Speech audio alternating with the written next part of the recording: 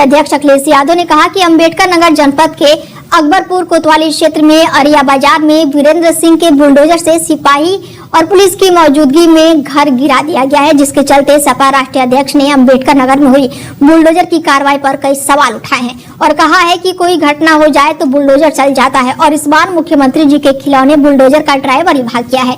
बता दें कि बीते दिनों बिना किसी आदेश के अंबेडकर नगर के अकबरपुर कोतवाली क्षेत्र में अरिया बाजार के पास भूमाफियों ने पीड़ित महेंद्र प्रताप के घर को बुलडोजर से गिरवा दिया, जिसके बाद से अखिलेश यादव लगातार कई सवाल कर रहे हैं। लड़का आप सामान निकाल ना पाए, दोनों के दोनों। हाँ कभी पहले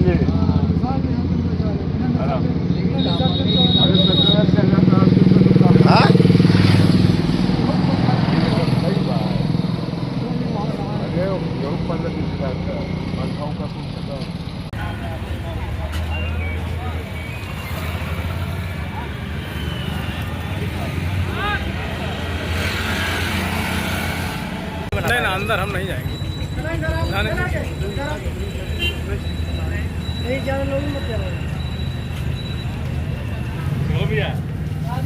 घर गिराया गया था बुलडोजर से, उसके बाद क्या हो रहा है, क्या दिक्कतें आ रही हैं? उसके बाद तो हमें बहुत सारी परेशानियां हो रही, जैसे कि आप देख सकते हैं हमारा लैट्रिन बाथरूम जो सब था सब इसी में मतलब तहस नहस हो गया।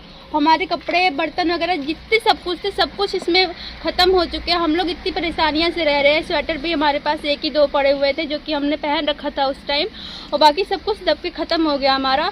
हमें बहुत सारी प्रॉब्लम्स हो रही है, जैसे आप देख सकते हैं जैसा एक घर हमारा है, इतनी ठंडी में हम लोग इतने ठंडी में तिरपाल वगैरह डाल कैसे यहाँ पे रहते हैं। बहुत सारी प्रॉब्लम्स हैं।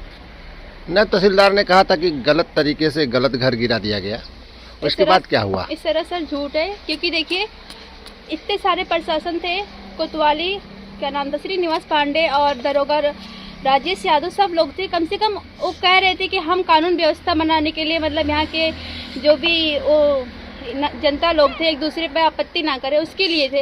लेकिन आप बताइए, जब उनको तो पूछना चाहिए था विपक्षी से कि आपके पास कौन सा वारंट है या नोटिस कुछ भी तो होनी चाहिए, लेकिन उन्होंने कुछ भी नहीं सुना। उन्होंने फुल सपोर्ट किया, क्योंकि आप खुद समझिए जिला सुल्तानपुर के वो लोग रहने वाले और बिना प्रशासन के सपोर्ट के यहाँ कैसे आके वो घर गिरा सकते हैं। उनका पूरा फुल सपोर्ट था, जिसमें राजस्व वाले भी शामिल हैं, लेकिन वो लोग अपना मतलब ये सोचते हैं कि हम इस बीच में ना आए, इसलिए इतना सफाई से बस उसमें लिपापोती किया जा रहा है। नायब तहसीलदार पहले से मौजूद थे?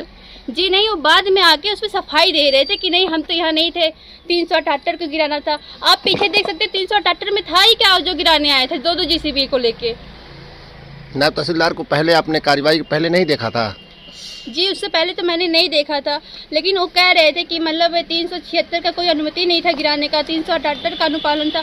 लेकिन आप देख सकते हैं 378 में ऐसा कुछ था ही नहीं जो JCB का काम करता।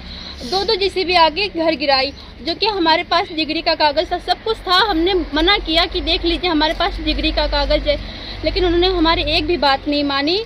वो विपिन सिंह चिल्ला के कह रहा था कि नहीं 378 ए है, और मेरे पापा रो रहे थे, बोले नहीं आप कागज़ देख लीजिए, कोतवाल के सामने गिर गया है। लेकिन कोई हमारी एक बात नहीं सुना, सब बस उसी के आपस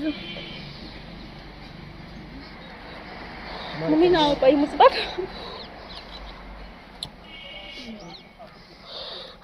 अब क्या हो रहा है? कुछ नहीं, मेरे साथ कोई कार्रवाई नहीं की जा रही है। सब उन्हें क्या पता, इतने बड़े उन लोग अपराधी हैं, खुलेआम घूम रहे हैं, उनके साथ कोई कार्रवाई नहीं किया जा रहा। बताइए हमें इंसाफ कौन देगा? क्या नाम आपका? खुशी सिंह।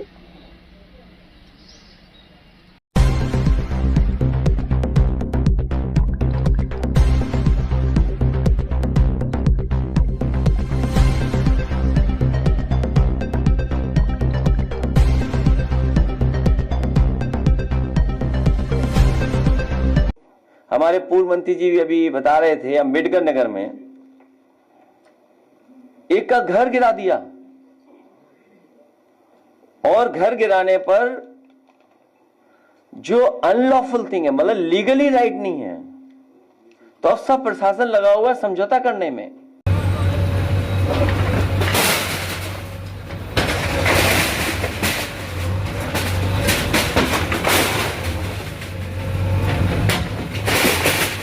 घर गिरा दिया गया 13 दिसंबर को, प्रशासन ने गिरा दिया, उसके बाद क्या दिक्कतें आ रही हैं, क्या अभी तक हुआ? मेरे साथ बहुत दिक्कतें आ रही हैं। प्रशासन होते हुए भी दो जेसीबियां लगाई गई हैं और लगा के एक दूसरे मतलब जिले के आके मेरा मकान तोड़ा और सब लोग बोल रहे हैं कि मतलब गलती से मकान तोड़ दिया गया है।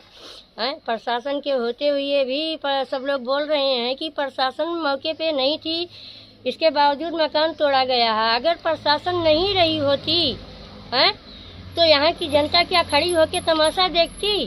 प्रशासन के होते हुए भी